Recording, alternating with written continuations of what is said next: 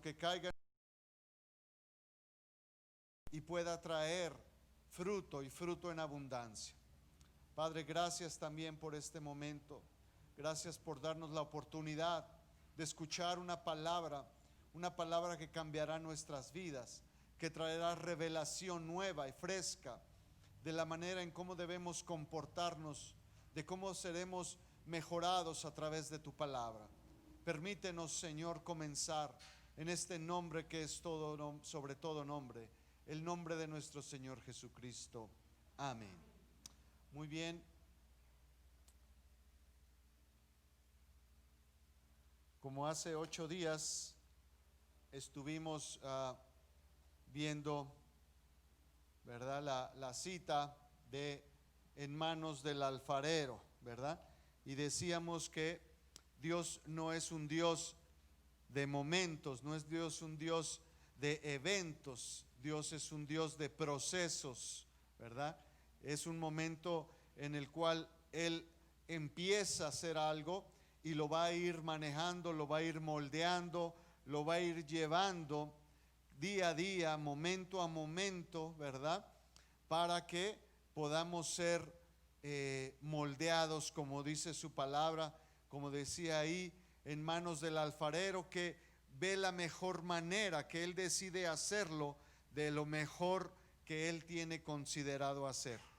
Bueno, pues en ese proceso que decíamos que empieza nuestro Dios a través de cada uno de nosotros a empezar moldeándonos, bueno, pues ese proceso inicia a través de lo que nosotros hemos considerado el día de hoy como la honra.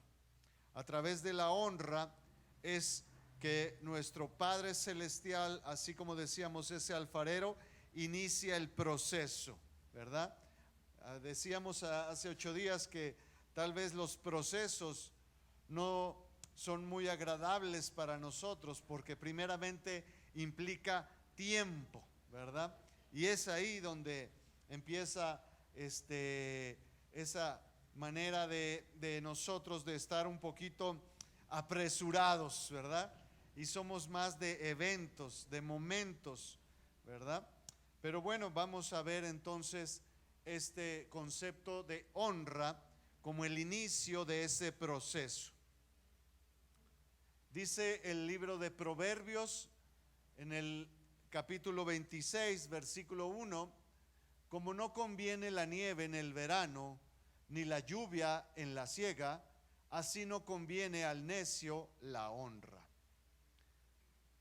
Hoy vamos a hablar de la honra, lo que es la honra y por qué tenemos que empezar en este proceso, ¿verdad? A lo mejor unos ya iniciamos y esto nada más va a venir a reforzar, ¿verdad? A lo mejor en otros es un concepto nuevo que tenemos que empezar a aprender y a llevar este proceso, ¿verdad? Dice el libro de Proverbios que el necio, ¿verdad? Hablando de no una persona que esté mal de su cabeza, no una persona con un problema en la psiquis, sino alguien que tiene una conducta que no recibe o que no quiere tener entendimiento, ¿verdad? Alguien que está obsesionado, obstinado en hacer la manera o la forma en como él cree. Y dice que para ese tipo de personas no le conviene o no le interesa ni honrar, ¿verdad?, ni entender este concepto de la honra. Así de ilógico le suena hablar de honra. Ilógico, como dice, como si cayera la nieve en el verano. Así de ilógico para el necio, dice, es hablarle de honra. Vamos pues entonces a empezar nosotros ya directamente en el libro de Samuel, primer libro de Samuel, capítulo 1. Si traemos nuestras Biblias, vamos a ir al primer libro de Samuel. El primer libro de Samuel está en el Antiguo Testamento, después del libro de Ruth. y antes del segundo libro de Samuel.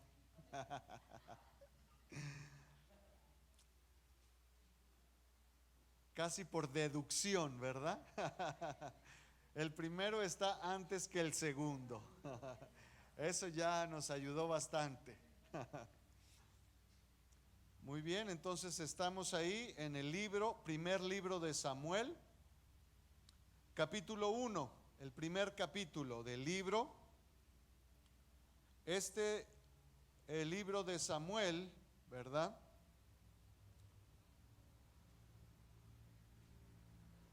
Ya hemos hablado de este libro, ¿verdad? Ya hemos hablado de este libro, pero dentro de este capítulo, de los primeros capítulos, vamos a ver dos historias paralelas. Vamos a ver dos historias paralelas. Hemos hablado de tal vez el proceso del profeta Samuel, pero ahora vamos a ver una historia alterna que también está ahí. Amén.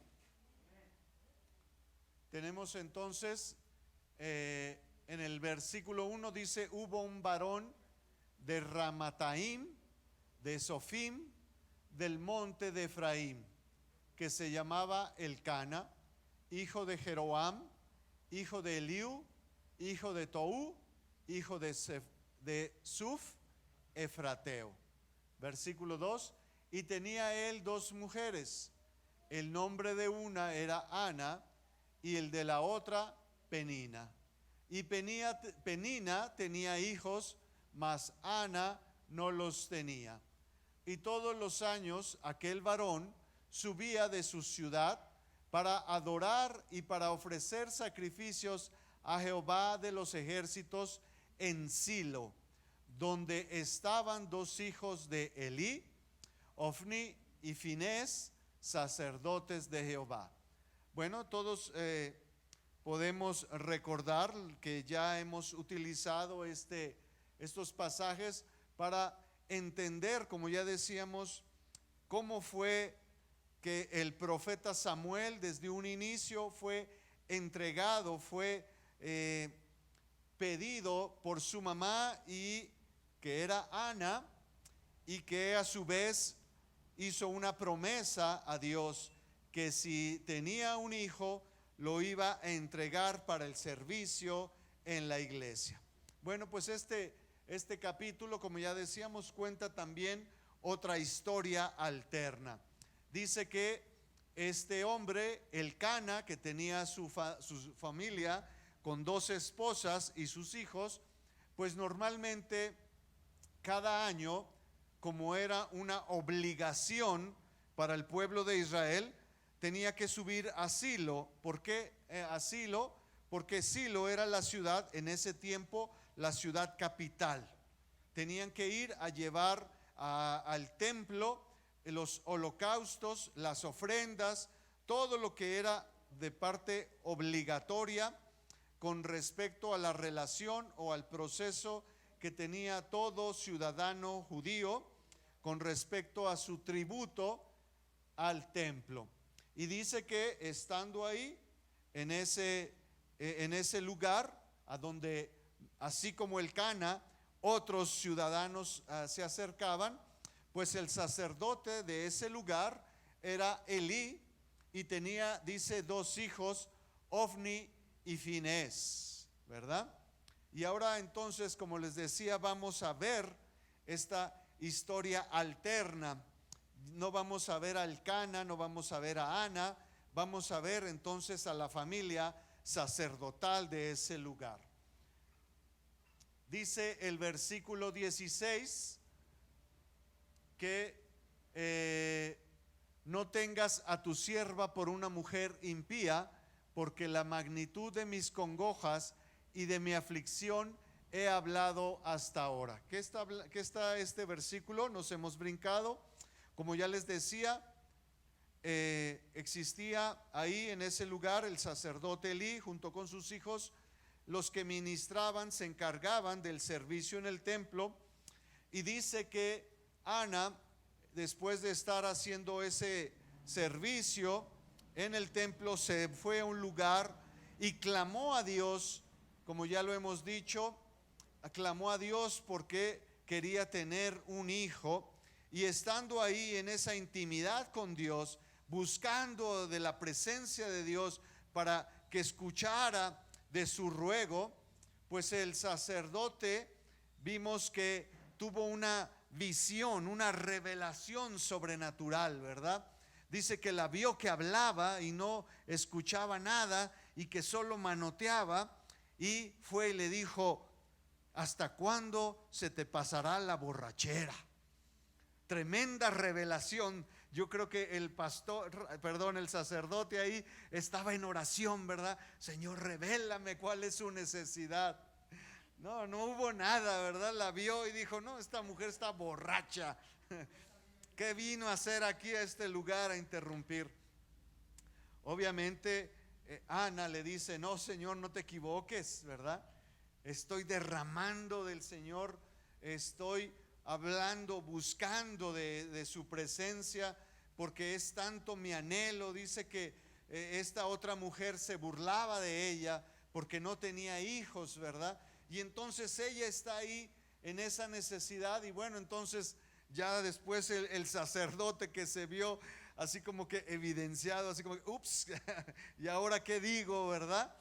Ya después dice el versículo 17 que el sacerdote Eli respondió y dijo: ve en paz, y el Dios de Israel te otorgue la petición que le has hecho. A pesar de que tuvo un mal inicio el sacerdote, poco tacto, ¿verdad?, para tratar a esta mujer, bueno, pues a final de cuentas le da una palabra de profecía, ¿verdad? Y le dice que Dios haga eso que tú estás pidiendo.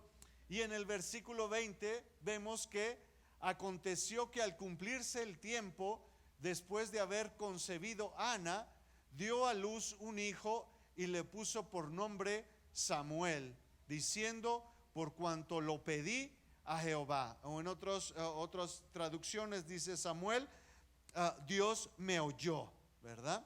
Entonces se dio, vemos que lo que Elí, el sacerdote Elí, le habló a Ana, sucedió, y por consiguiente entonces Ana fue y se acercó al templo a llevar, dice que después de un tiempo de que el niño haya crecido y fuera independiente, lo llevó al templo, ¿verdad? Hasta aquí esta es la historia que hemos conocido de el inicio del profeta Samuel, cómo fue llevado al templo para ser educado en el templo. Pero dice que antes de que sucediera eso, o durante este proceso, pues dijimos que estaba en ese lugar la familia sacerdotal. Y vamos a ver entonces que dice el versículo 12 ya del capítulo 2, ¿verdad? Porque vemos que al final del capítulo 1, lo que le decíamos, Ana va y lleva al niño, lleva las ofrendas y hace todo lo que había prometido, y deja al niño a vivir ya en el templo como el sacerdote Elí.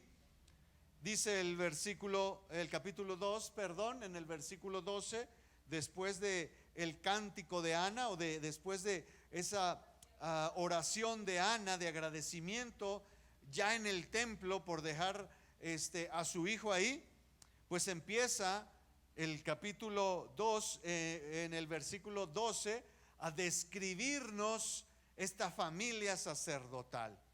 Y dice: los hijos de Elí eran hombres impíos y no tenían conocimiento de Jehová. ¿Cómo va a ser que eran hombres impíos si eran los sacerdotes del templo? Eran los sacerdotes del templo, pero dice la palabra que ni siquiera tenían conocimiento de Jehová. Que no conocían, no que no tuvieran conocimiento, que no tenían esa relación o no tenían ese acercamiento con Dios, ¿verdad? Dice el versículo 13: y era costumbre de los sacerdotes con el pueblo, o en otras palabras, y era costumbre de los hijos de Elí con el pueblo, que cuando alguno ofrecía sacrificio, venía el criado del sacerdote mientras se cocía la carne y trayendo en su mano un garfio de 3 dientes. Oh, aquí faltó uno. Bueno, vamos a explicarlo rápido. Recuerden que iban todos al templo a llevar los sacrificios, ¿verdad? Y ya dentro de la ley había una manera en cómo separar ese animal que se iba a ofrecer.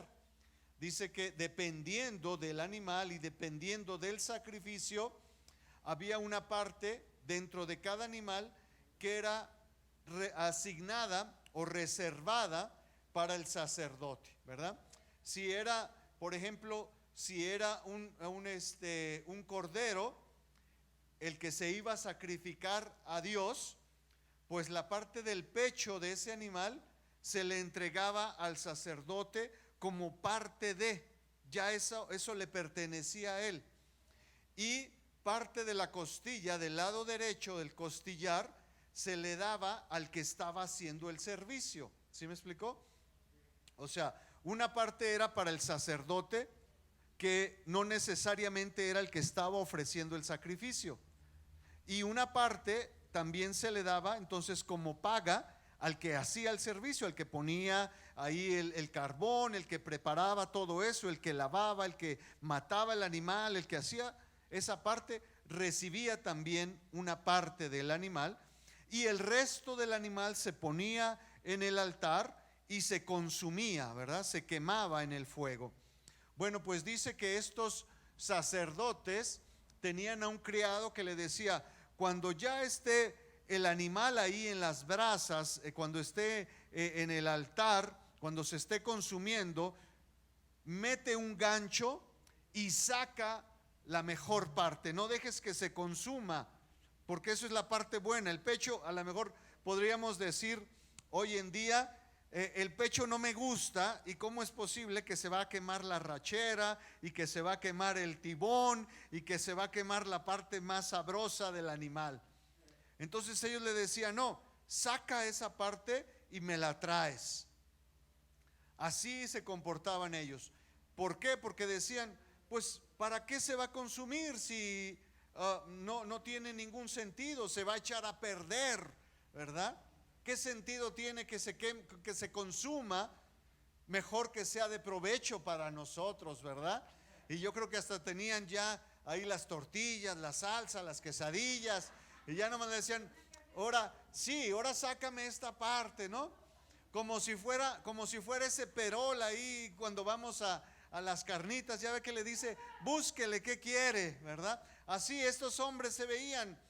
Dios pedía un holocausto como un sacrificio a él, y estos hombres ya eran irrespetuosos. Y dice que iban y metía un garfio, un gancho, para alcanzar la carne que ellos veían mejor, ¿verdad? Y solo dejaban la carne que no les gustaba, ¿verdad? Así como decían: esa parte no me gusta, échasla ahí, ¿verdad? Avienta también al fuego esto. El chiste es nomás que se consuma el animal, pues da lo mismo que solo se consuman las patas, las vísceras, la cabeza, ¿verdad? Y mejor nosotros nos quedamos con la carne, nos comemos lo bueno. Al cabo lo único que importa es que se consuma. Pero había un proceso y había un porqué de las cosas. Pero dice que estos hombres no lo hacían. Y el versículo 17 dice: era pues muy grande delante de Jehová el pecado de los jóvenes, porque los hombres menospreciaban las ofrendas de Jehová. Había un proceso. Recuerden que Dios estaba enseñando al pueblo con esto. No era nada más: traigan un animal. Las personas que llevaban el animal para el sacrificio llevaban un proceso. Estas personas que traían al templo el animal ya lo habían preparado y habían buscado el animal que cumpliera con los requisitos que Dios había puesto. Dios les había dicho: tiene que ser un animal de 1 año, que sea perfecto, que no tenga ningún defecto en él, incluso eran tan minuciosos los cuidados que hasta se aseguraban de que no hubiera ningún lunar, ninguna mancha en el pelaje del animal, a fin de presentarlo mejor. Imagínense, esas personas venían, dice que subían desde sus regiones, tenían todo ese tiempo cuidando el animal, alimentándolo, para llevarlo mejor y ofrecerlo a Dios. Imagínense cuando ellos llegaban a ese lugar, llegaban al templo, entendiendo que ellos ofrecían lo mejor, y si ellos tenían ese sentir de estar ofreciendo lo mejor, y a la hora que ese animal se estaba consumiendo ahí, llegaban los sacerdotes y se lo empezaban a comer como una falta de respeto. Imagínense qué sentirían las personas que hacían eso. Dirían, pues ¿de qué se trata? Se supone que si yo estoy buscando reverenciar con lo mejor de lo que tengo a Dios, ¿por qué los sacerdotes, que tendrían que ser mucho más reservados con el trabajo, con el servicio a Dios, si ellos tendrían que superarme a mí en los cuidados, por qué se comportan de esta manera? ¿Verdad? Si lo trajéramos al día de hoy, dijéramos, ¿por qué si nosotros, hablando los que tengan que estar a lo mejor en la condición laboral, ¿verdad? Dice, ¿por qué si yo me preocupo por hacer bien mi trabajo? Imagínese el que le toca hacer de la limpieza y dice, llego temprano y limpio el piso y dejo que todo esté como me ordenaron, y llega el superior, el supervisor, ni siquiera tiene cuidado de limpiarse los pies, donde ya le puse hasta el tapete, se lo brinca y viene y ensucia todo y no tiene mayor cuidado, aventando la basura ahí donde estoy. Yo creo que el que está haciendo la limpieza diría, oye, pues, o sea, está bien que tú eres la autoridad, pero pues respeta mi trabajo, ¿no? Yo creo que entonces ese mismo sentir era el del pueblo, decir, bueno, y entonces, ¿qué interés hay de hacer esto, no? Y dice el 22, bueno, nos vamos creo que tampoco está aquí esa parte, porque dice que antes de llamarle Elí a sus hijos, dice que incluso no nada más se robaban la carne. Dice que estos sacerdotes también empezaban a enamorar a todas las muchachas, a todas las jovencitas que iban al servicio. O sea, también había ahí una situación ya de por más irresponsable, ¿verdad? Y dice el versículo 22, pero Elí era muy viejo y oía de todo lo que sus hijos hacían con todo Israel, y cómo dormían con las mujeres que velaban a la puerta del tabernáculo de reunión. Es lo que les decía. Pero dice que no los reprendió, sino que simplemente les dijo, ¿por qué hacen cosas semejantes? Porque yo oigo de todo este pueblo vuestros malos procederes. No, hijos míos, porque no es buena fama la que yo oigo, pues hacéis pecar al pueblo de Jehová. Vea la regañiza que le puso el sacerdote a los hijos, ¿verdad? Qué tremendo nivel de corrección puso el sacerdote a los hijos, ¿verdad? Hijos, me están haciendo mala fama. ¿Qué pasó con ustedes, no? Me están haciendo mala fama. Yo tanto que en mi tiempo procuré, ¿verdad?, hacerme de un buen hombre, y ustedes miren con lo que me salen. Ustedes ven ahí que le dice, Dios están haciendo en contra de Dios, vemos ahí que le dijo, está más preocupado por mi fama, por lo que van a decir de mí, ¿verdad? Dice, ¿qué es esto que estoy oyendo? Oigo, ¿verdad?, cosas semejantes, porque no es buena fama la que yo oigo. están hablando mal de mí, hijos, por favor, ¿no? Me están haciendo quedar mal. Pero si él era el sacerdote, el encargado del templo, ¿y por qué estaba preocupado más por lo que el pueblo decía de él? Dice, por lo que el pueblo está hablando de mí y de ustedes, que lo que Dios esté pensando de lo que estamos haciendo. Yo creo que el sacerdote, pues varias veces yo creo que les dijo, hijos, ya, ¿no? Bueno, si roben a escondidas, donde no los vean, ¿verdad? Porque la gente empieza a hablar, ¿verdad? Háganlo en lo oscurito, ¿verdad? No sean tan descarados, hijos, ¿verdad? Porque me están quemando delante de la gente, ¿no? Ya no van a querer venir, va a venir mi supervisor y me va a querer quitar la concesión, ¿verdad? Me están haciendo quedar mal. Y bueno, pues después de tanto y tanto y tanto que hacían, dice que entonces, ¿ya no avanzó? Oh, sí, ahí está. Y vino, versículo 27, y vino un varón de Dios a Elí y le dijo, así ha dicho Jehová, ¿no me manifesté yo claramente a la casa de tu padre cuando estaban en Egipto en casa de Faraón?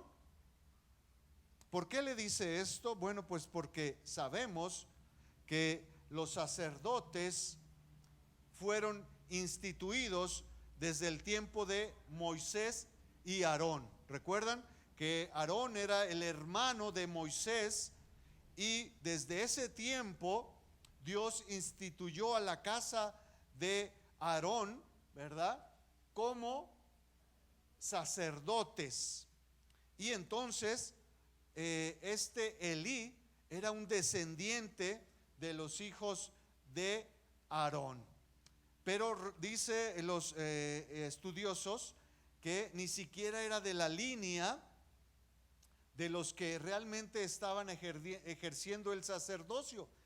En algún momento este Elí, que era de otra familia, eran hijos, pero no eran el hijo primogénito, por decirlo así, sino que eran otra familia, por decir así, eran los primos, ¿verdad? De los que deberían de estar ejerciendo el sacerdocio.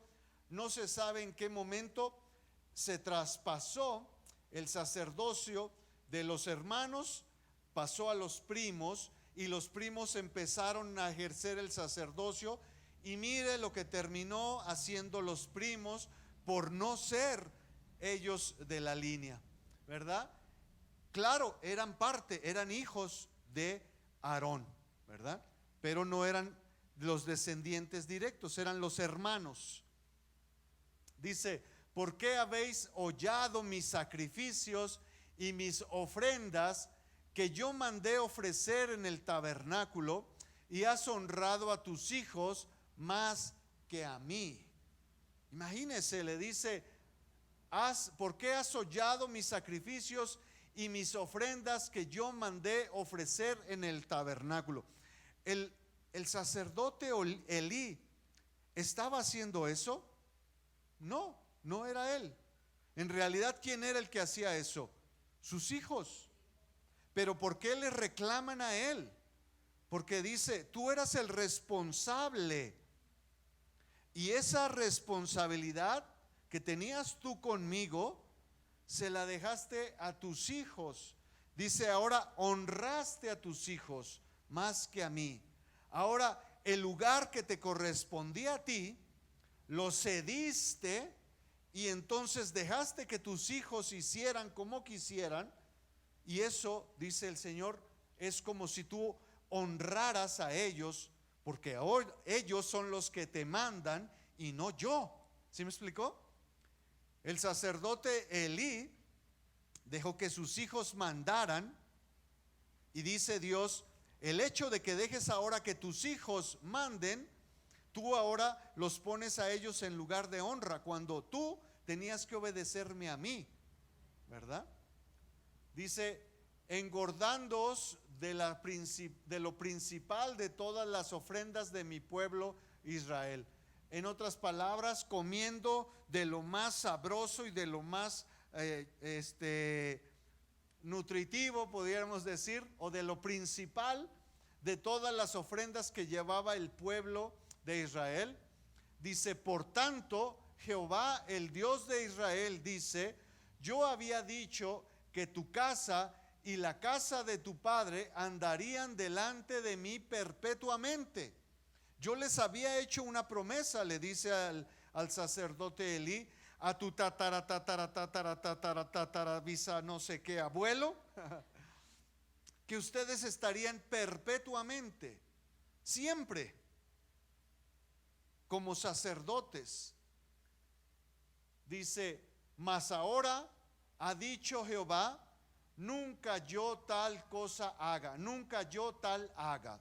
O en otras palabras, se acabó la concesión, ¿verdad? Te quitamos el permiso, te quitamos los derechos, te quitamos las llaves, entrega todo lo que habías obtenido y dejas de ser el sacerdote de este lugar. Dice, porque yo honraré a los que me honran. Y aquí está la clave de lo que estamos hablando. Dentro de todo esto que Dios está hablando a través del varón de Dios, dice, y los que me desprecian serán tenidos en poco. Dice, bueno, vamos a hacer un poquito aquí. Dice que este varón de Dios que le dio palabra a Elí, no lo tenemos aquí, pero le dijo que sus hijos, los sacerdotes, iban a morir en un solo día y que no iba a quedar ninguno de sus herederos y que toda la familia de él iba a ser desterrada. Eso fue lo que la palabra que le dio. Dice unos versículos más adelante que realmente sucedió.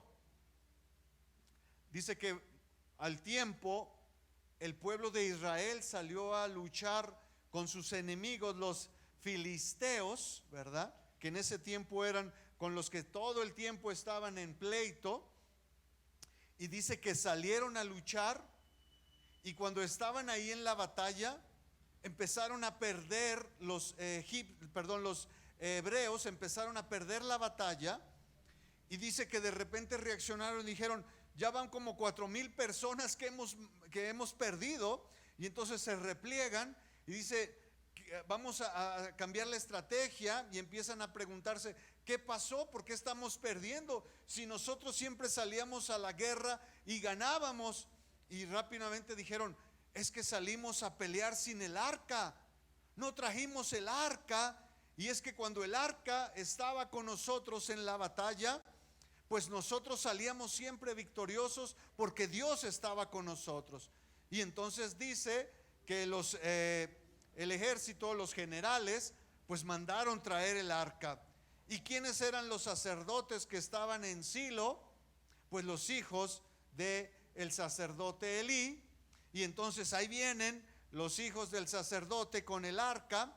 ¿Y qué creen? Que cuando llega el arca, pues todo el pueblo de Israel empieza a gritar, todo el ejército dice, ahora sí, ya vamos a ganar. Ahora sí, ya no hay nada ni nadie que nos pueda derrotar. Y empieza una fiesta ahí en el lugar de pelea, ¿verdad?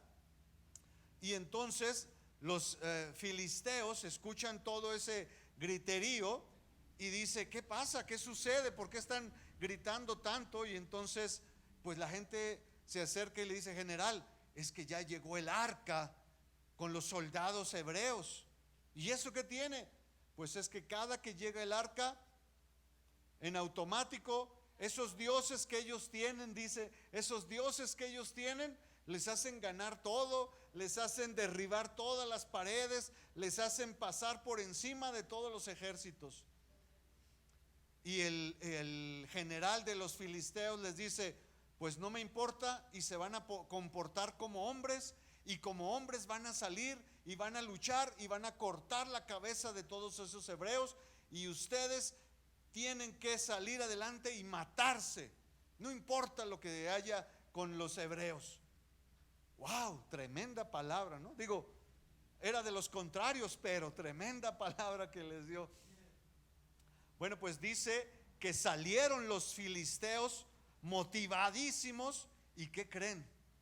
Mataron a los hebreos, destruyeron al ejército israelita, y no solamente eso, se robaron el arca. Imagínense qué derrota, qué vergüenza para el pueblo de Israel. Ellos pensaron, ahora sí Dios está con nosotros, ahora sí vamos a salir victoriosos, ahora sí no hay nada ni nadie que nos vaya a ganar. Pero ¿sabe qué? Dice que ya la conducta de los sacerdotes, de los hijos de Elí, ya había hecho pecar al pueblo.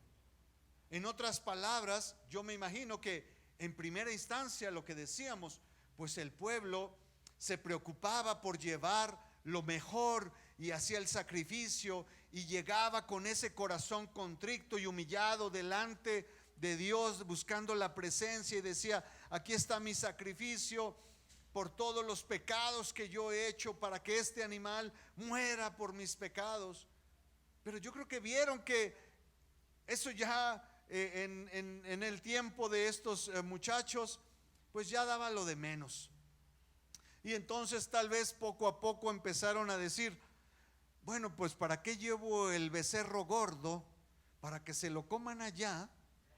Pues mejor llevo otro, lo mismo da. Pues ¿para qué voy a llevar el becerro gordo? ¿No? Pues lleve el que está enfermo, lleve el flaco, lleve el que ya se está muriendo. Al cabo de todos modos lo van a matar y se lo van a quemar y se lo van a querer comer. Pues ¿para qué le invierto? Y entonces el pueblo empezó a actuar igual que los sacerdotes, ¿verdad? Si lo vemos al día de hoy, pues la gente dice: pues ¿para qué pago impuestos? Si el gobierno se lo va a robar, pues mejor me lo quedo yo, ¿verdad? De que coman en su casa, que coman en la mía, ¿verdad? Y dice que el pueblo entró en el mismo juego.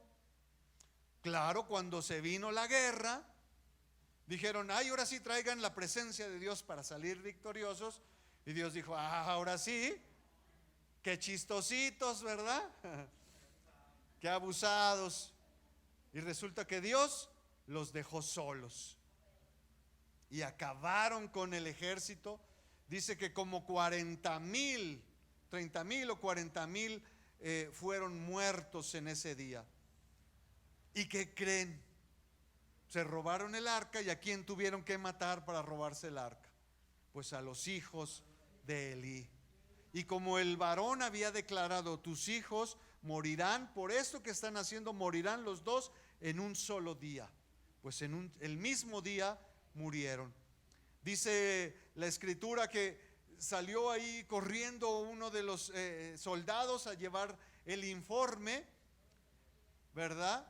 A Silo, y llegó corriendo y gritando. Pues todo el pueblo, todas las mujeres, niños, ancianos que se quedaron, pues empezaron a gritar, a llorar, hasta que dice que el sacerdote Elí, que ya era grande, que ya estaba quedando ciego, le llamó, ¿verdad? Y le dijo: dígame qué pasa.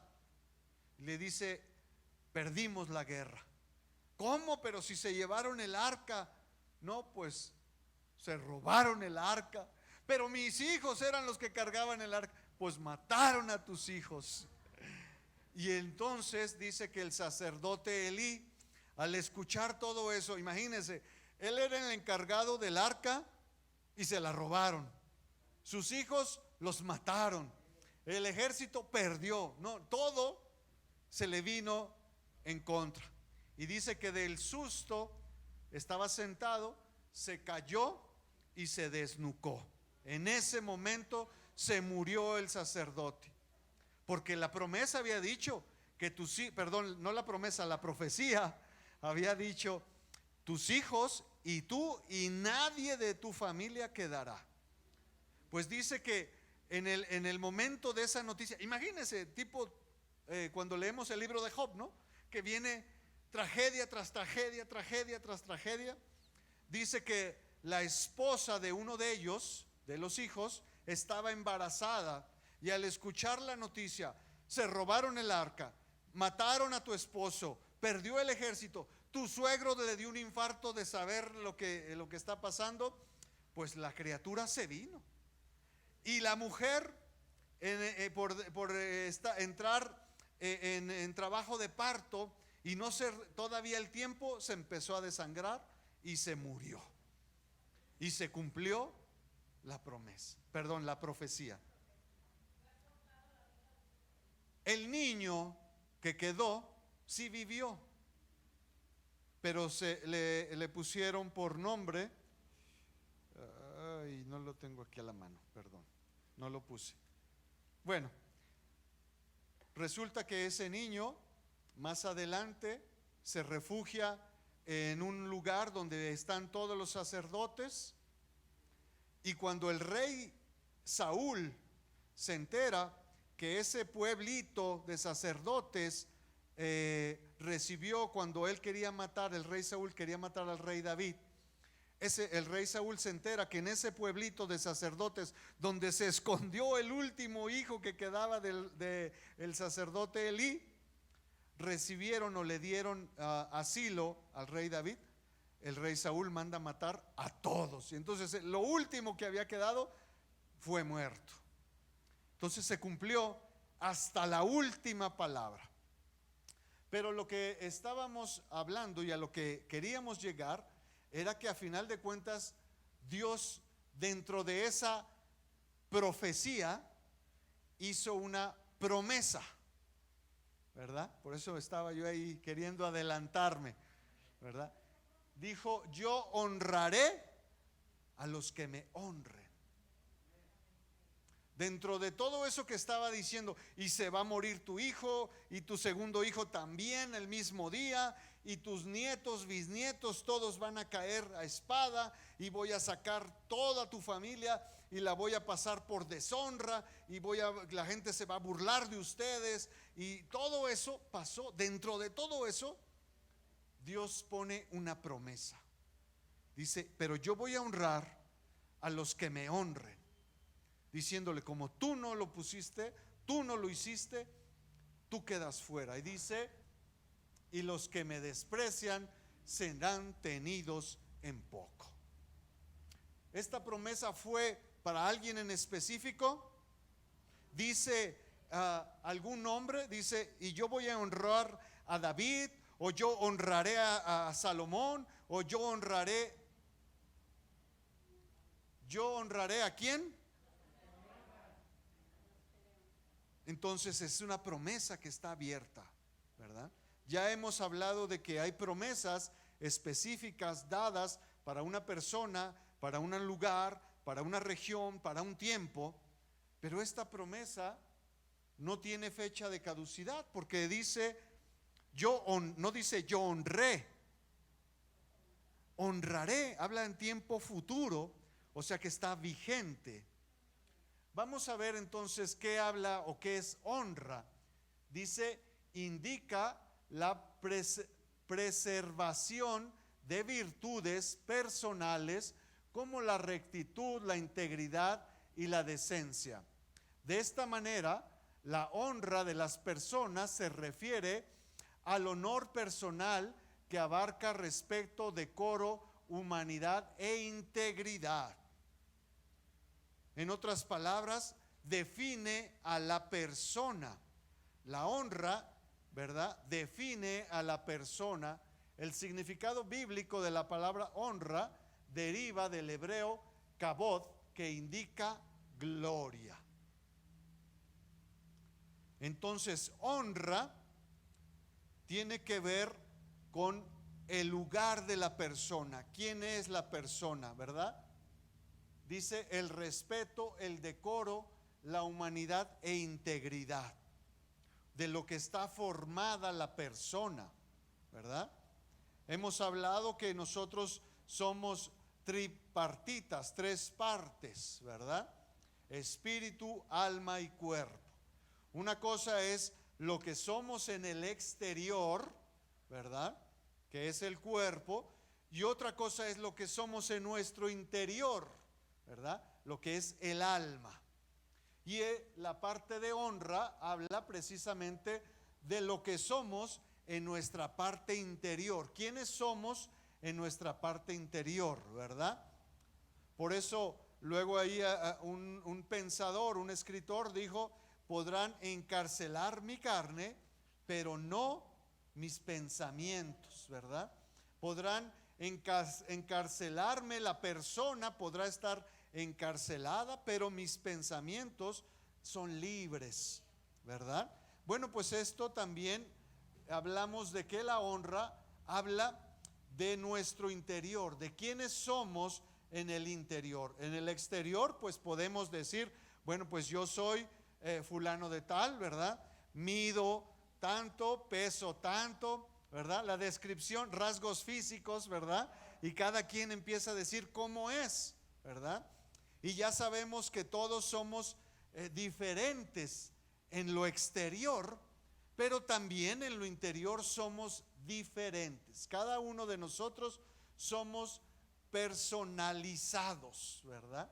Cada uno de nosotros tenemos una personalidad. Entonces, hablar de honra habla de quiénes somos, no en el exterior, sino en el interior, ¿verdad? ¿Cuál es el punto aquí? Que en esa educación, en esa conceptualización de esas virtudes, de esos méritos, de esos logros, como cada uno de nosotros, pues nos han enseñado, nos han educado desde la perspectiva que tenemos que buscar siempre ser el mejor, ser el mayor, siempre sobresalir de los demás, ¿verdad? Ese es el concepto que tenemos nosotros, no hablando de sobresalir de los demás, porque no podemos crecer por arriba de los demás, aunque algunos quisiéramos, ¿verdad?, ponernos de puntitas y caminar así para sobresalir de los demás, pero no podemos hacerlo físicamente, ¿verdad? Claro, hay gente que quisiera, ¿no? Ya vemos que siempre hay esa competencia. Entramos desde el punto de vista de la educación humanista, del razonamiento de los hombres, entendemos en esa competencia de sobresalir. Ya le decíamos, no podemos sobresalir físicamente, ¿verdad? Porque llega un tiempo en que más o menos pues todos estamos a un nivel, claro, pero tratando de destacar de otra manera, ¿verdad? Ok, en la primaria pues todos son casi iguales, pero siempre uno va a decir, pero yo soy más listo que tú. Ah, pero yo soy más rápido que tú, ¿verdad? Incluso dicen, sí, pero yo soy más güerito que tú, ¿verdad? Yo soy más alto. Entonces, siempre entramos en esa competencia. Las mamás, ¿no? Todavía no nace el niño, acaba de nacer, está en el cunero y, ay, ¿cuál es el niño? ¿Cuál es el más bonito? El más bonito que veas. Ve al cunero y el más bonito, ese es mi hijo, ¿verdad?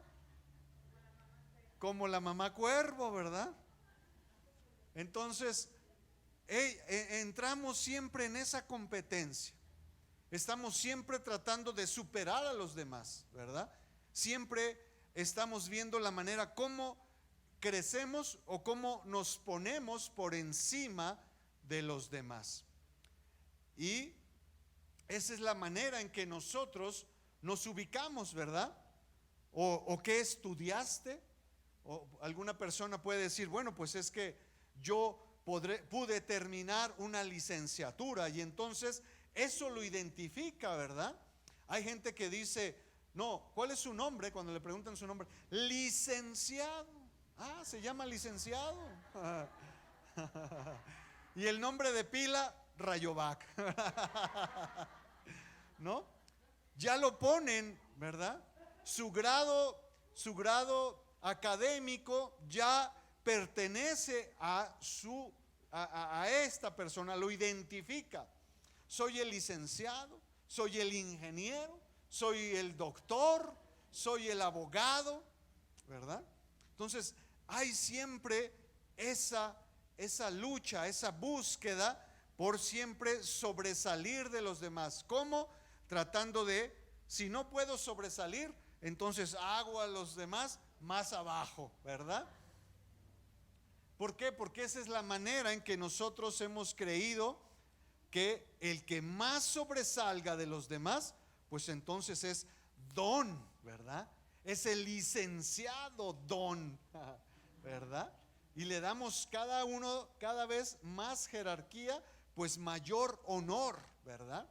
Porque en ese concepto de lucha, pues el que más haya logrado, pues tiene ese mérito, tiene ese reconocimiento, tiene esa posición para nosotros de honra, ¿verdad?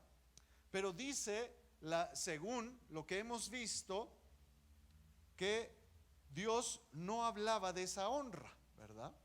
Dios no hablaba de esa honra.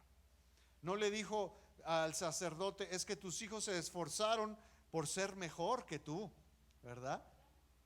Se esforzaron por ser mejor que yo, dice, ¿verdad?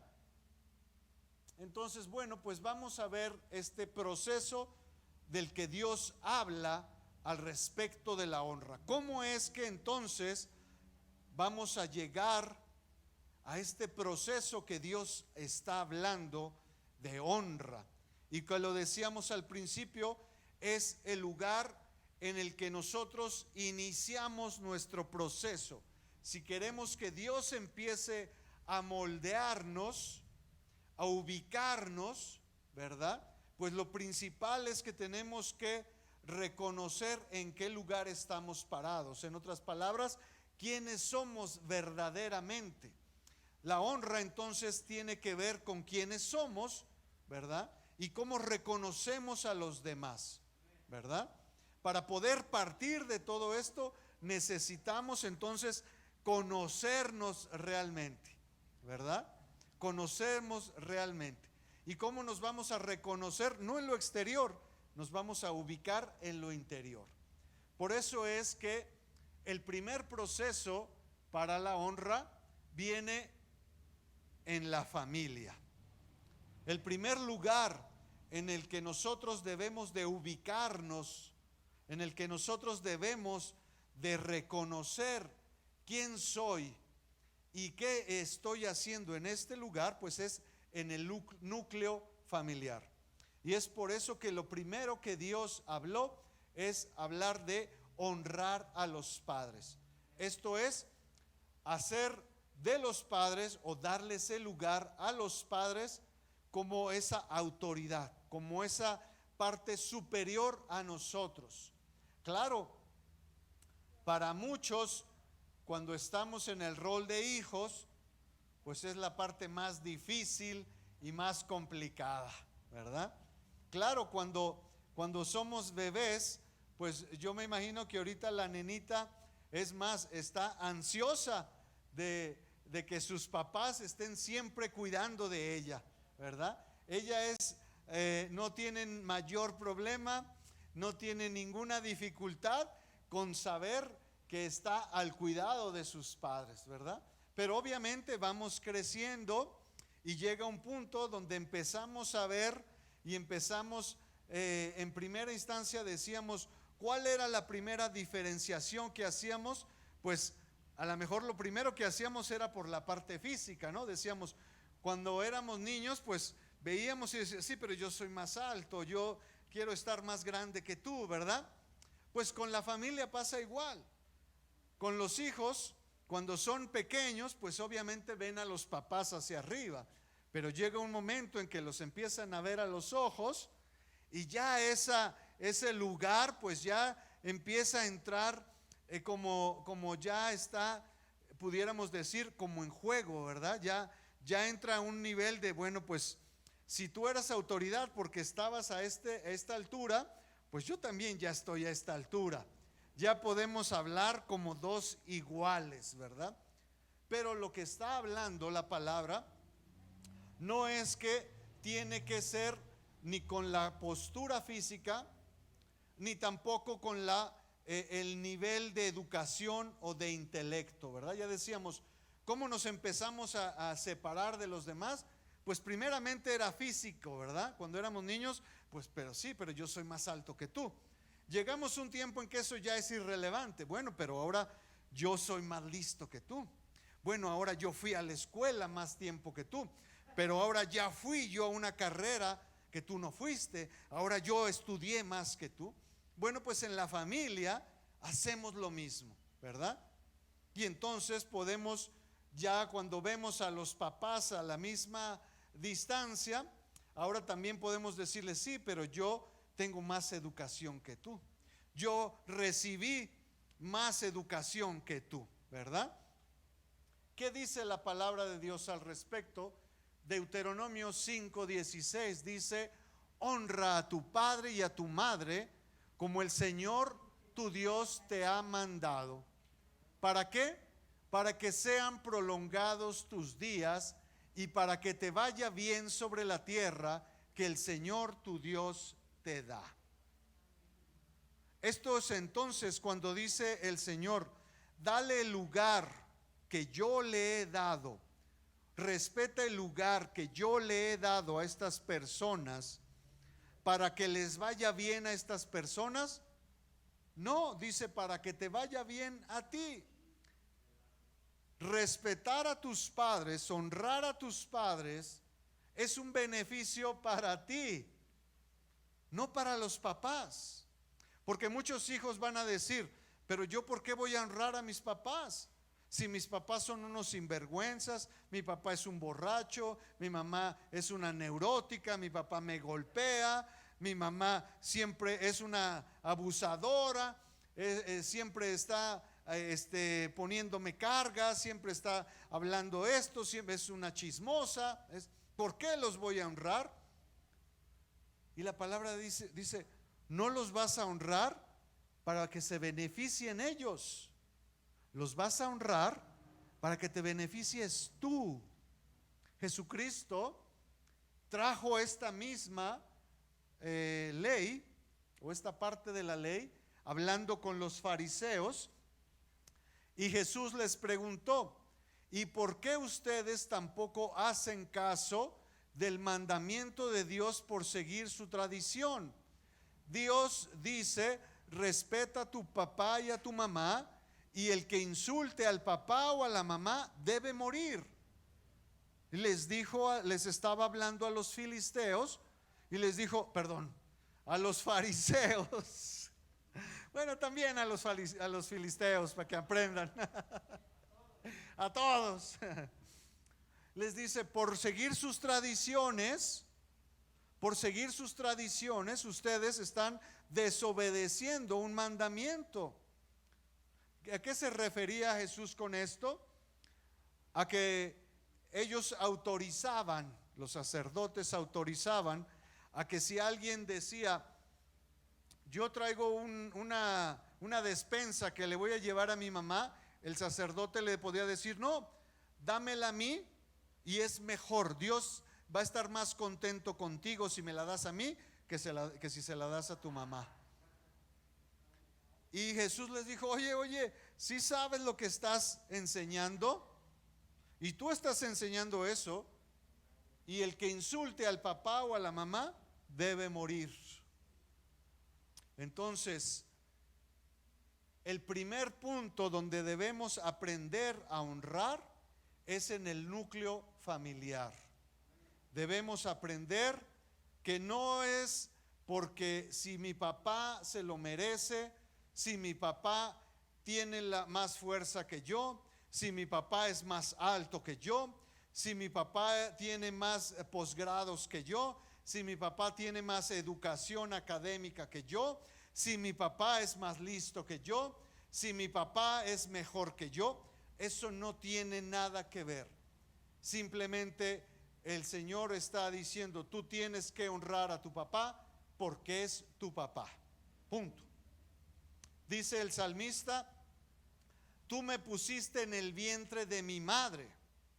Entonces, en otras palabras, está diciendo: Señor, tú escogiste a mi mamá.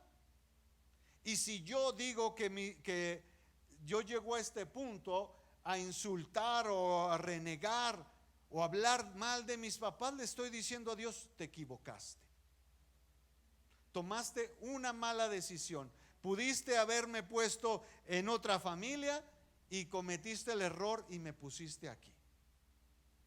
Entonces, el primer punto donde debemos aprender de honra, ¿verdad?, estar bajo sujeción, es en la familia, en el núcleo familiar. Dice: porque eso te conviene, aprende sujeción, aprende estar bajo autoridad, porque te conviene, dice, porque prolongarás tus días y para que te vaya bien en la tierra, no te metas en problemas, ¿verdad? Otro de los puntos que debemos de ver en este proceso es honrar a la esposa o al esposo según sea el caso, ¿verdad? El siguiente nivel no es nada más: bueno, yo ya me salí de mi casa, ya me voy a casar, entonces ya no tengo que honrar a mis papás, porque ahora yo voy a ser el papá, ahora yo voy a ser la mamá. No, el siguiente punto dice: tú tienes que honrar a tu esposa o a tu esposo, según sea el caso. Efesios 5:21 dice: sírvanse unos a otros por respeto a Cristo. ¿Hablando a quién? A los esposos, hombre y mujer, ¿verdad? Y hace una aclaración, dice: esposas, estén dispuestas a servir a su esposo, así como sirven al Señor. Y esto, obviamente, si lo ponemos en un contexto donde podamos buscar una ventaja, pues en automático todos los esposos diríamos: amén, amén. Esposas, sirvan a sus esposos, amén. Que se haga la palabra, que se cumpla. 24 horas, 7 días a la semana. Como en un Oxxo, 24/7. Siempre al servicio, ¿verdad? ¿Por qué dice San Pablo esto? Vemos también en 1 Corintios 11:3, dice: quiero que sepan que Cristo es la cabeza de todo hombre y el hombre es la cabeza de la mujer, así como Dios es la cabeza de Cristo. Entonces, ¿por qué es lo que está hablando el apóstol Pablo esto? Bueno, pues porque primero está diciendo que hay una secuencia, ¿verdad?, una jerarquía, y habla y dice que el hombre es la cabeza de la mujer. ¿Por qué? ¿Por qué es el hombre la cabeza de la mujer? Porque el hombre tiene que estar sujeto a Cristo. Y si no, y si estamos hablando que hay una cadenita, una secuencia hacia abajo, si esa cadenita no se cumple, no puede venir Dios como cabeza de Cristo y luego Cristo cabeza del hombre. No quiero, pero sí quiero hombre cabeza de la mujer, ¿no?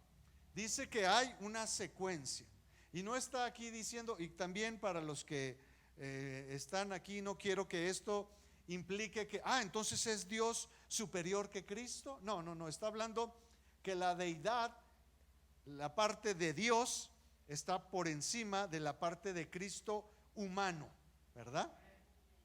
Para que no diga después: ahí me enseñaron que Dios está por arriba de Jesús, entonces Jesús es inferior. No.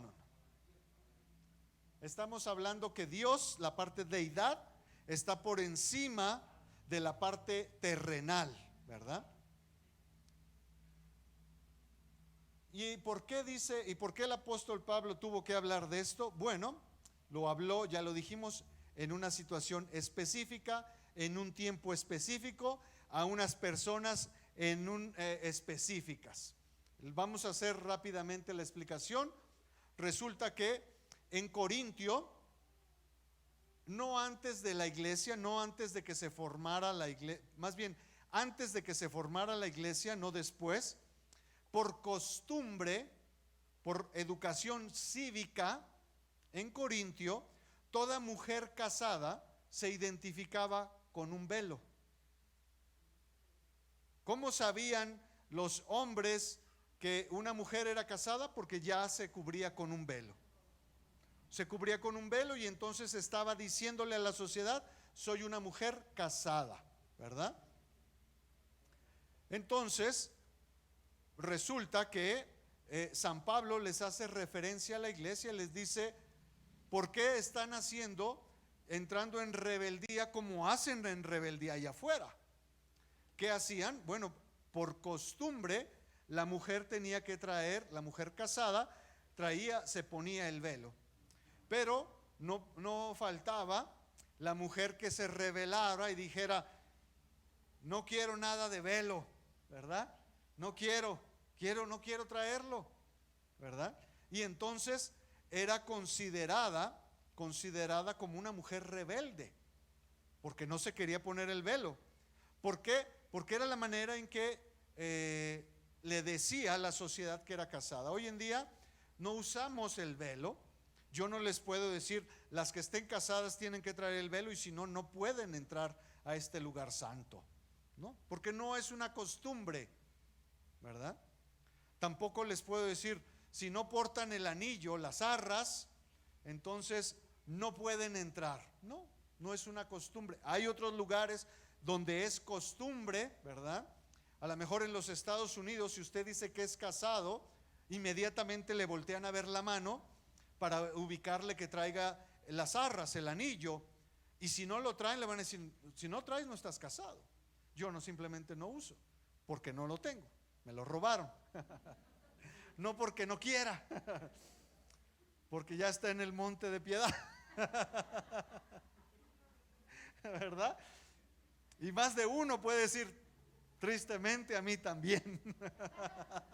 ¿Verdad? No es porque no quiera, es porque me ganaron con él.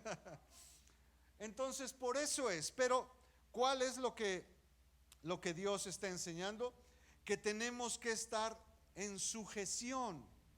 Dice: ¿por qué el hombre tiene que estar en sujeción de la mujer? ¿Y por qué no al revés? ¿Verdad? Génesis, en el primer capítulo, dice, cuando el Señor expulsa a Adán y Eva, le dice: y tú vas a estar bajo autoridad de tu esposo, ¿verdad? Desde entonces lo puso. Y podemos decir: bueno, ¿y por qué lo hizo así? ¿Por qué no fue al revés? ¿O por qué no iguales? Por simple y sencillamente por cómo estamos constituidos. Nosotros, los seres humanos, estamos formados, ya lo dijimos, no nada más en la parte física, no nos diferenciamos nada más hombre y mujer en la parte física. Ya lo dijimos, también en nuestro interior somos diferentes.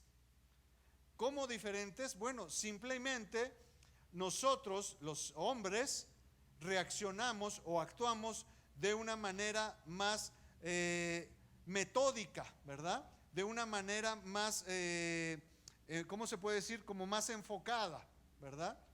A diferencia de las mujeres, que son más de un proceder más impulsadas por los sentimientos. ¿Por qué una mujer puede aventurarse más fácil que el hombre? Bueno, pues por esa naturaleza. La mujer le cuesta menos trabajos hacer las cosas, el hombre es más analítico. Va a decir: no, a ver, espérame, no vamos a, ¿verdad? La esposa le va a decir: vamos a poner el negocio, y el esposo le va a decir: no, espérate, vamos a echar cuentas. Primero vamos a ver si nos dan los dineros. No, es que es el momento. Si desaprovechamos el momento, ya no va a haber negocio. No, pero espérame, vamos a hacer números, ¿no? ¿Por qué? Por esa naturalidad de cada uno de nosotros. Los hombres somos más analíticos, las mujeres son más emocionales, más movidas a sensaciones, ¿verdad? Claro, tiene que haber entonces en esto un porqué. Si lo ponemos así, la mujer es el motor, ¿verdad? La mujer pisa el acelerador, dice: vámonos y vámonos, no le piensa. Hay que hacerlo y vámonos. El hombre tiene que ser el freno. Tiene que frenar y decir: no, espera, pero no tan rápido. ¿Cuál es el problema aquí? Que tiene que entrar en el hombre la prudencia en saber que no puede ser ni el freno, ¿verdad?, para impedir las cosas, ni tampoco dejar que eso se convierta en algo que se desemboque, por decir algo, porque él es el responsable de mantener eso. El hombre en la casa es el responsable de mantener ese mover, ese fluir. La mujer por naturaleza va a ser. ¿Por qué decimos esto? ¿Dónde los hijos se refugian cuando sucede, cuando tienen un problema, cuando les pasa cualquier situación? ¿A dónde recurren? ¿Al papá o a la mamá? A la mamá, porque esa es la fuente. La fuente no para, la mamá está dando y dando y dando y dando, pero el papá tiene que ser el mediador. El problema en muchas casas, no quiero decir en todas, el problema en algunas casas es cuando la mamá no sabe que tiene que medir porque no está en su naturaleza, y entonces ella se deja ir porque no tiene esa medición, no tiene ese mediador o ese limitador o ese que le esté tratando de llevar las cosas de una manera más, ¿cómo podemos decir? Como más limitada. Sí, más balanceada. Una mamá siempre le va a dar amor, refugio, siempre va a estar abierto a los hijos, haga lo que haga. Y el papá no. El papá tiene que decirle al hijo, eso está mal, eso está mal. Y ya cuando lo regaña, entonces le dice, ahora ve con tu mamá, para que te dé tus dosis de amor, ¿verdad? El papá le pone y luego la mamá le da, para que el niño entre en ese balance, para que se aliviane, dice Raúl. Esa es la razón. Esa es la razón. No es porque Dios sea un Dios machista y quiera poner por encima. No, porque el hombre está en ese lugar. Imagínese que entonces el hombre diga, no, Dios no está en favor de los hombres porque nosotros nunca vamos a tener un hijo. Nunca vamos a experimentar el tener un hijo, ¿verdad? Eso solo le compete a las mujeres. Y por más que un hombre se disfrace de mujer y se haga implantes y quiera pasar un proceso de parto, no lo va a hacer. No, porque no está en su naturaleza. Simple. Dios lo decidió así, punto. Otro de los puntos que están en este proceso es honrar a las autoridades.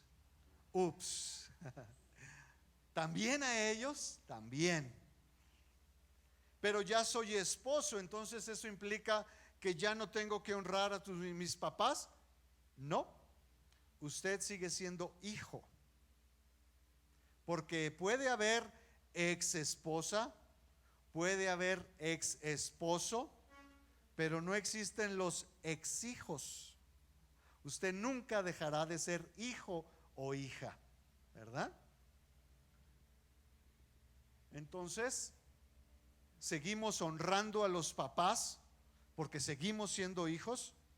Si está en el caso ya de estar en un matrimonio, entonces sigue honrando a sus papás, pero también tiene que honrar a su esposo o a su esposa, y también honrar a sus papás, y también tiene que honrar a las autoridades. Dice la carta de Tito, capítulo 3, versículo 1, recuerda siempre a todos que deben someterse a los gobernantes y autoridades. Diles que obedezcan y siempre estén listos para hacer el bien. Pero si el presidente es un sinvergüenza, el gobernador es un tranza, la presidenta esto y aquello, el beneficio es para ellos si yo los honro. ¿Cuál es el principio de la honra? Para que te vaya bien a ti. para que te vaya bien a ti.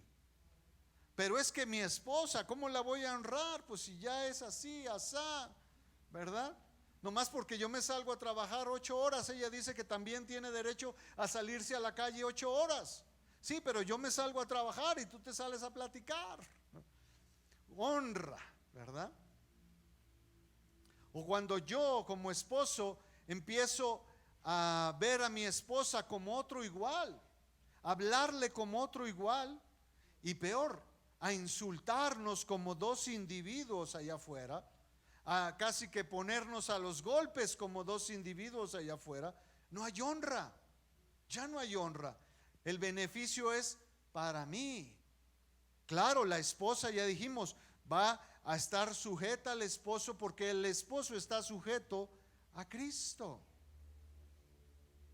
En las autoridades, se merecen las autoridades. Muchas autoridades no se lo merecen. Claro, puede decirlo, no se lo merecen, pero no se benefician ellos. Me beneficio yo. Cuando yo estoy sujeto a las autoridades, el que me beneficio soy yo. Cuando yo empiezo a hablar, déjeme ponerle un ejemplo. Cuando yo empiezo a hablar mal, empiezo a desacreditar a mis papás. Cuando yo empiezo a desacreditar a mi esposa, cuando yo empiezo a desacreditar a los gobernantes, no solamente me perjudico yo. ¿Sabe qué? No solamente va en el mal que yo haga, sino que Dios empieza a levantar más. Cuando yo hablo mal de mis papás, Dios levanta más a mis papás. Cuando yo hablo mal de mi esposa, más levanta a Dios, más utiliza a Dios a mi esposa, más le da honra a mi esposa. Cuando yo hablo mal de los gobernantes, cuando yo hablo mal de las autoridades, Dios más utiliza esas autoridades y queda más en vergüenza el que está hablando. Por eso entonces dice la carta del apóstol Pablo a Timoteo, que se ore por los reyes y todas las autoridades para que tengamos un ambiente de paz y tranquilidad donde sea posible adorar y respetar a Dios. ¿Cómo vamos a honrar a las autoridades? Pues dice el apóstol Pablo, oren por ellos. Oren por ellos. Dejen de estar hablando tantas tonterías de ellos. Oren por ellos. Bendigan a las autoridades. Hablen bien de ellas. Cuando hoy vemos en redes sociales que es tan fácil cualquier comentario y todo mundo se suelta y no hombre, aquel y cómo va a ser. Si el presidente dijo que va a hacer algo, sí, cómo no, ya se lo va a robar. Pues si México somos todos una bola de rateros, ¿cuándo vamos a salir? Este país es un corrupto, no sirve para nada. ¿Qué estamos haciendo ahí? Maldiciendo, maldiciendo. Y dice el apóstol Pablo, ¿quieres entrar en un ambiente de paz para poder entonces estar bajo autoridad? Ora por ellos. Ora por ellos para que entonces el ambiente cambie. Pero si estás maldiciendo, ¿cómo esperas que el ambiente cambie? ¿Cómo entonces, por más que tú te sujetes, pues claro, dices, es que yo me sujeto a ellos y se aprovechan? Pues claro, porque no estás orando por ellos. Y otro punto es que tenemos que honrar a Dios.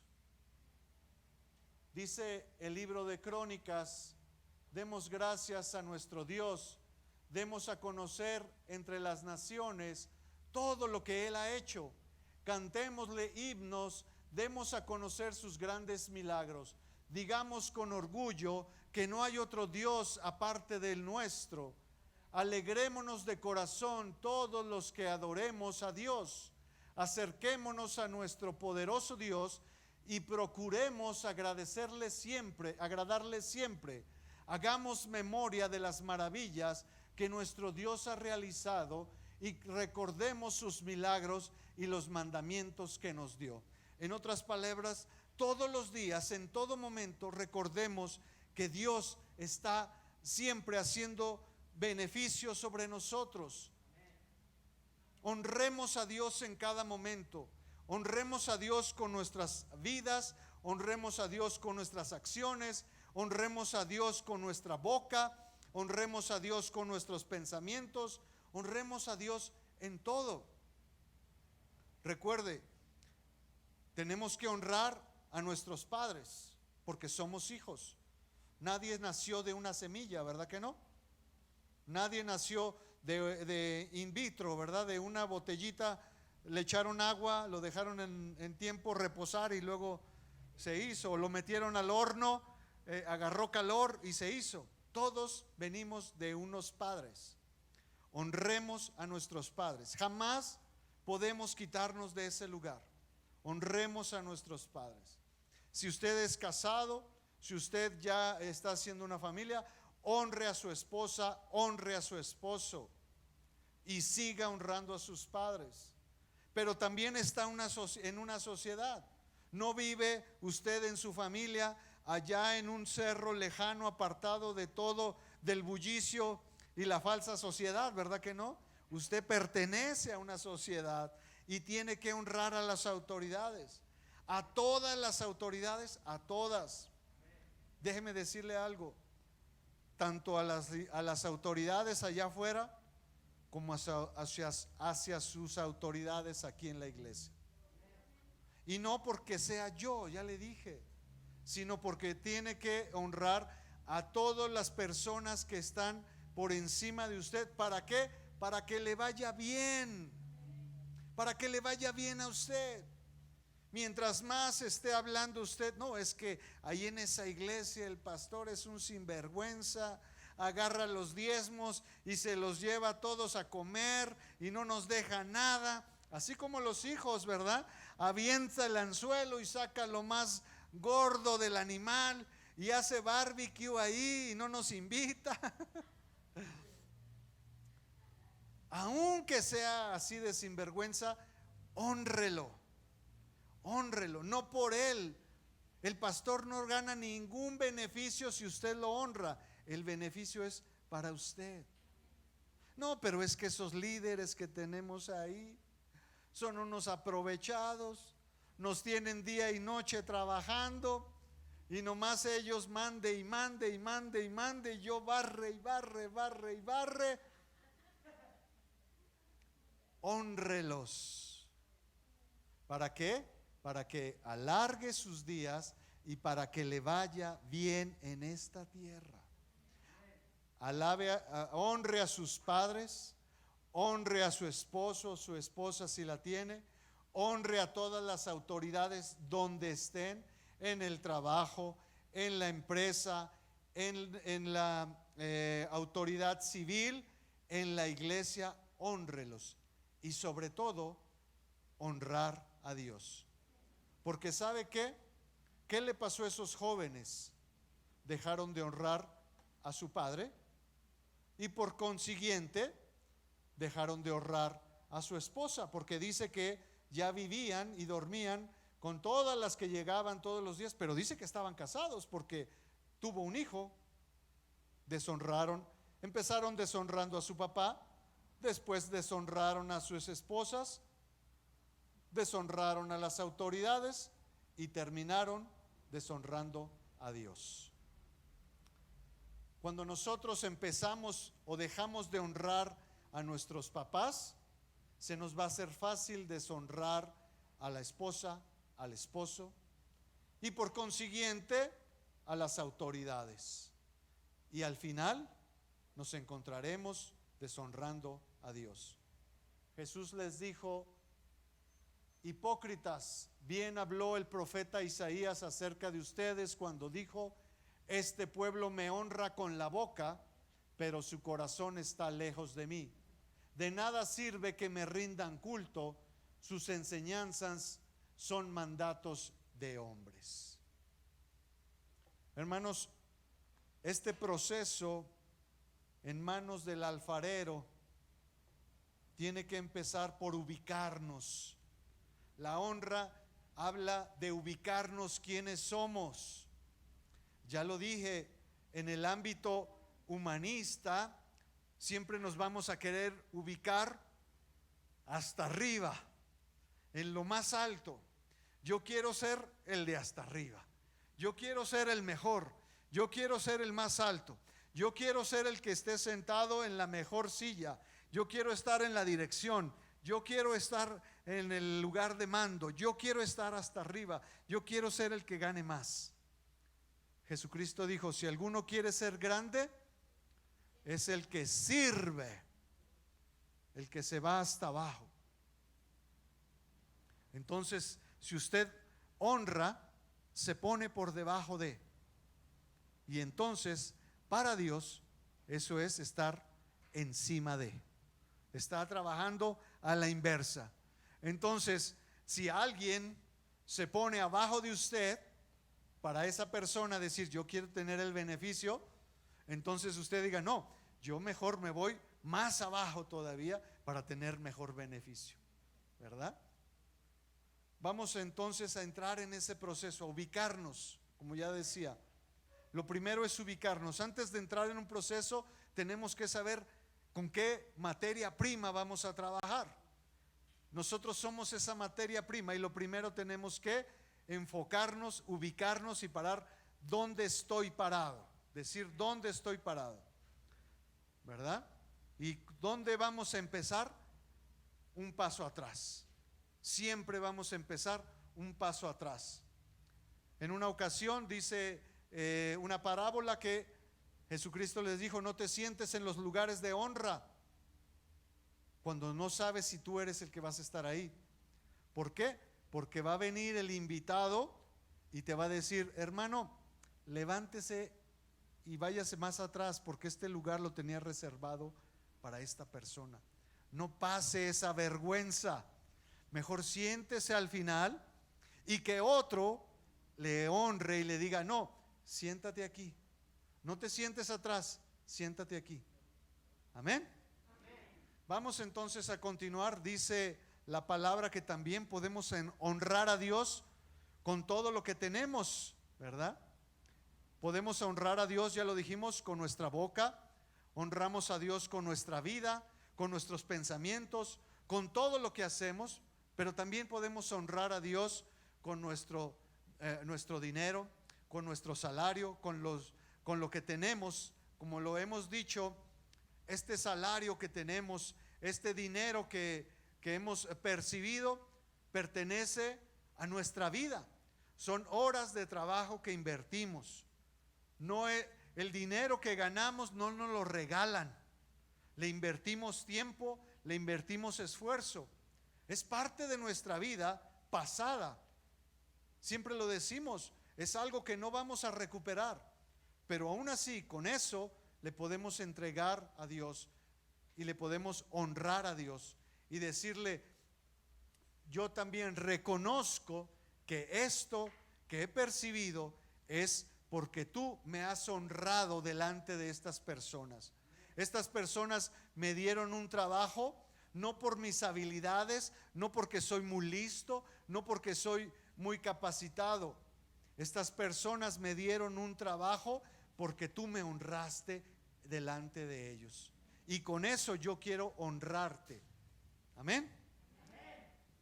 Padre, gracias te damos por este momento. Gracias por esta oportunidad. Gracias porque también podemos traer delante de ti nuestros diezmos, ofrendas, semillas. Cada uno de nosotros, como lo considere, podemos traerlo delante de ti para honrarte, para reconocer y decir: Señor, todo lo que yo tengo, todo lo que percibo, todo lo que soy, todo lo que tengo te pertenece a ti, Señor. Es por tu favor, por tu misericordia que has puesto en mí. Esa misericordia y ese favor que has puesto en mí, el que ha abierto puertas para poder percibir un salario, para poder entrar a un trabajo y tener acceso a un salario. ¿Cuántas personas el día de hoy, por más que tocan puertas, no tienen ese acceso? Pero tú has puesto misericordia, favor en nosotros, y hoy podemos traer delante de ti, Padre, una muestra de ese favor que tú pusiste en nosotros para poder entrar a un ámbito laboral. Gracias te damos, Padre, porque también eres tú el que pone clientes en nuestros negocios. Eres tú el que pone favor en nosotros para que esos clientes se acerquen a nosotros y no vayan con la competencia. Eres tú el que pone el favor, no porque seamos mejores que los demás, no porque nosotros estemos por encima de los demás. Es tu favor y misericordia el que abre puertas delante de nosotros. Gracias te damos, Padre. Gracias por darnos esa oportunidad. Y también gracias por abrir las puertas y poder llegar hasta el trono, hasta delante de ti, y poder traer, como dice tu palabra, que nadie se presente en tu trono con manos vacías. Aquí estamos, Padre, trayendo todo lo que somos en cuerpo, alma y espíritu, Señor. Delante de ti nos postramos, porque somos esa ofrenda agradable para ti que queremos ser, Señor. Gracias por esta oportunidad. Gracias por este momento, Señor. Gracias, infinitas gracias te damos, porque nunca te olvidas de nosotros. Porque aunque nosotros nos olvidemos, aunque nosotros nos comportemos como necios, tú no te olvidas de nosotros, Señor. Gracias te damos en el nombre de Jesús. Amén.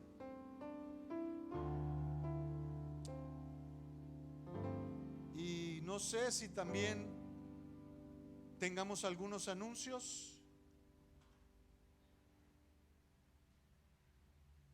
¿Tenemos anuncios?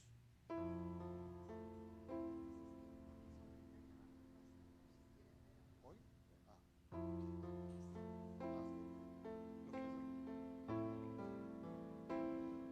Bueno, pues nada más para recordarles entonces, antes de irnos, que el bazar se va a abrir el día de hoy.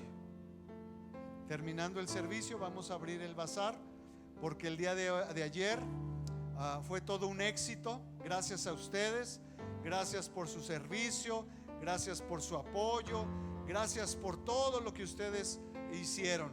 Ya lo dijimos, ya hubo quien estuvo aquí vendiendo, hubo quien estuvo comprando, hubo quien estuvo aportando, hubo quien estuvo, todo lo que se necesita fue gracias a ustedes. Y primeramente gracias a Dios, porque nos abrió puertas, ¿verdad?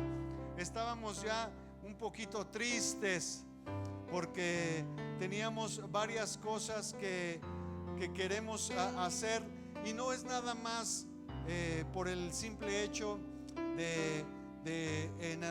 ¿cómo se dice? De embellecer el lugar. No, el propósito de este bazar es hacernos de recursos, porque esta parte que está aquí abajo, donde está la tierra, es un espacio que no se está utilizando, y queremos darle ahí un terminado para que entonces ese espacio se pueda utilizar y sea ahí un lugar también que tengamos, ya sea para la célula de jóvenes o para algunas actividades más que tengamos que hacer. Esa es la intención. No es nada más para decir, miren qué bonito está, para que cuando la gente nos visite y diga, wow, esta iglesia, qué bonito tienen el lugar. Bueno, aparte también, gloria a Dios. Pero la intención es recuperar espacios para que más en este crecimiento que estamos haciendo, ya lo decíamos, en este proceso que iniciamos. Y hablando ahorita, lo quiero traer alusión, hablando de esa honra y de estar bajo autoridad. Bueno, pues recordarles que yo mismo he decidido estar bajo esa autoridad, porque empezamos sin estar así, y hoy ya estamos bajo una autoridad. Estamos bajo la iglesia, la cobertura, si lo quiere poner cobertura, cuidado, no sé cómo lo quiera ver usted, pero hoy estamos bajo el cuidado, bajo las oraciones de la iglesia Tierra Fértil, y queremos que este espacio sea un espacio que realmente esté trabajando 24/7, que le haga la competencia al Oxxo, que estemos ofreciendo, pero no lo que el Oxxo ofrece, que nosotros estemos ofreciendo ayuda, asesoría, servicio, todo lo que cada uno sabemos que necesitamos a través de ministrar la presencia de Dios. Queremos que este lugar esté siempre abierto, que sea ese hospital donde todos los necesitados puedan venir en cualquier momento, que sea esas oficinas, ¿verdad?, donde necesiten alguien acercarse y reciban una palabra, que siempre esté este lugar abierto. Es necesario que este lugar, hoy cuando vemos que muchos lugares están cerrando, nosotros queremos abrir más, queremos tener más horas de actividades, queremos tener más días de servicio, y por eso estamos haciendo esto de crecimiento, de aprovechar espacios, lugares. Ya lo decíamos, hemos abierto los días jueves el servicio de la célula aquí en este lugar, ¿verdad? Los lunes estamos abriendo a las 7:30 el discipulado, para que todos los que quieran aprender más, conocer más de todo lo que tiene que ver al respecto de la Biblia. Ya lo hemos dicho, no solamente es la palabra de Dios en lo que vemos aquí, sino en la palabra de Dios manifestada a lo largo de la historia del ser humano. Y hay muchísimo que aprender. Entonces, todos los lunes 7:30 estamos abriendo para el discipulado. Miércoles, servicio de oración, que está por cambiar ya también a un servicio ordinario. Jueves, células, 7:30. Todos los días de lunes, miércoles y jueves, 7:30. Viernes, célula de jóvenes, 6:30. Sábados, todos los que quieran también participar, y no porque sea obligatorio, no porque no podemos alabar a Dios nada más con nuestras bocas, pero también nos ayuda a través de la música. Pues todo el que tenga el anhelo, el deseo de aprender un instrumento musical, acérquese todos los sábados a partir de las 4 de la tarde. Viene un maestro a impartir clases de diferentes instrumentos. Puede venir, acérquese. El maestro tiene una cuota de recuperación de 50 pesos por clase, que si lo comparamos con las clases que dan ahí en la Casa de la Cultura, no voy a decir. En otras escuelas no es ni la mitad de lo que le cobrarían, ni la mitad. Entonces tenemos los domingos 11 de la mañana nuestro servicio, pero ya le dijimos, vamos y necesitamos de ustedes, necesitamos que nos sigan apoyando así como lo han hecho, que se sigan sumando, para que realmente el propósito de que este lugar esté funcionando y trabajando y abierto hoy, que tantos lugares están cerrando, podamos abrirlo y podamos invitar a todos nuestros amigos, vecinos, familiares, todo el que necesite escuchar una palabra, no una palabra de hombre, sino una palabra de Dios, que sea este lugar. Amén. Hermanos, gloria a Dios, gloria a Dios. Porque dice, y Él honrará a los que le honren. Amén.